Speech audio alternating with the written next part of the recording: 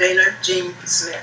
I lived off campus the whole time that I was in school, and at first the different landladies where I was rooming would bring people to my room wherever I was sleeping, so it had to be immaculate all the time. What type of things I ate, they didn't appreciate. So I'm being pressured on campus. Yeah.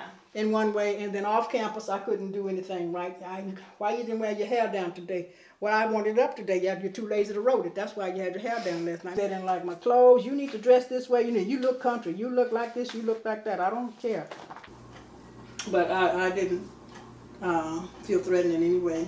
And the grades that I made were not necessarily as good as I thought they should have been. I have one A and one F on my transcript, which they say is pretty good, but I have a lot of C's, but most of those happened after I got married and didn't have a lot of time to study. There was distractions, and then I had a little fat baby girl. There was more distractions, but I made it out with a 2.3 average, which they say is pretty good, considering the changes I went through. B, C, D, B, B, B, C, C, C, C, C, C, C, B, D, those are in history. CD, that's government. BF was in typing. I have two brothers, and we didn't have a lot of money. And a lot of times, I would have to make sacrifices so the boys could have this or that. And my dad was like, well, I want to do this, I want to do that. Oh no, the world's not like, it's not like you think it is. Well, I'll never find out here with you. Anyway, the deal was not so much that I got up one day and says, okay, I want to go to school up here. And Daddy says, let's see what we can do about it. It wasn't like that. The school came to us. Mm-hmm. I didn't choose him. Mm-hmm. There was a group of people in San Marcos that I never met Uh-huh. that put a lot of things together, I'm told. And they appointed him to be. Okay, this picture was taken the day of registration. And I got there like 12 noonish. And after I got finished registering, then everybody else came in. This lady came the next day.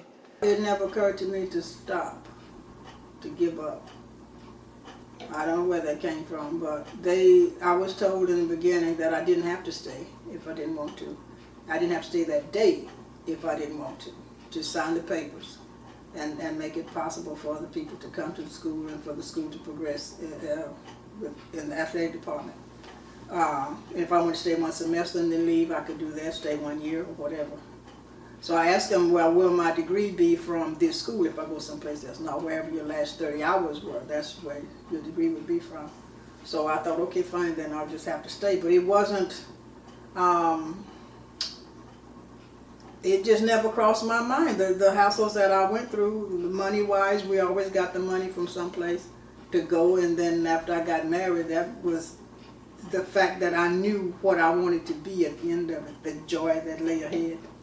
And then I worked toward that. And I think that's why he was so upset with me, because no matter what he did to me, he couldn't shake me. I didn't get as upset as... There was nowhere to go to dance unless you went to the dance after the football game or your group gave a dance. But my boyfriend was in the Navy, so I didn't have anybody to dance with until Oswald came. Oz is in the picture that I showed you we went to.